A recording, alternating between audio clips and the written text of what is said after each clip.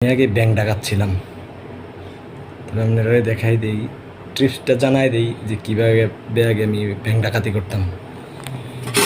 এটা হলো ব্যাংক, এদিক দিয়া টাকা রাখি, আর এটা হলো আমার অস্ত্র। ঠিক আছে, এইটার ভিতরে আমি কিছু টাকা রাখছি। এই টাকা কীভাবে বের করে এটা আমি দেখাই দেব আগে কীভাবে ব্যাংক ডাকাতি করতাম। এটা হলো আসল ব্যাংক, ব্যাংক থেকে টাকা বের করে নিতাম। আমার বোনে টাকা রাখতো ব্যাংকের ভিতরে। তো পরে আমি কি করতাম যে বিভিন্ন রকমের খোঁচা দিয়ে, বিভিন্ন রকমের কাঠি দিয়ে টাকা বের করে নিতাম।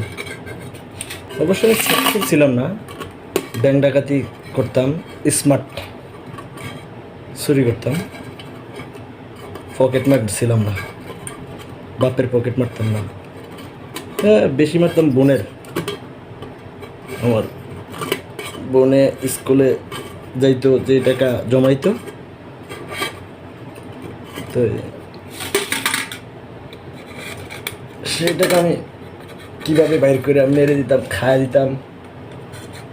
আজকে ট্রিক্সটা একটু শেয়ার করি। এটা বাংলাদেশি ব্যাংক না, চাইলে বাইর করা যাইব। এটা বিদেশি ব্যাংক, কষ্ট করতে হইব, আবার রিস্ক আছে টাকা ছিঁড়ে যাওয়ার। এই যে এইভাবে এইভাবে টাকা বাইর করে দিতাম। এটা হলো কয়েন বের করানোর সহজ পদ্ধতি। কয়েন সাইডে না দিল্লি বেরিয়ে যায়। নোট বের করে দেখাইতেছি।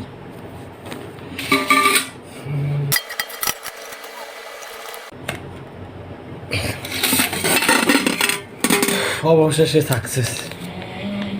এই যে এইভাবে আমি আমার বোনের ব্যাংক লুট করতাম। আমার বোনের স্বপ্ন ধূলিসাৎ করে দিতাম। আমার মতো এমন কে কে করতেন কমেন্টে জানাই দিন।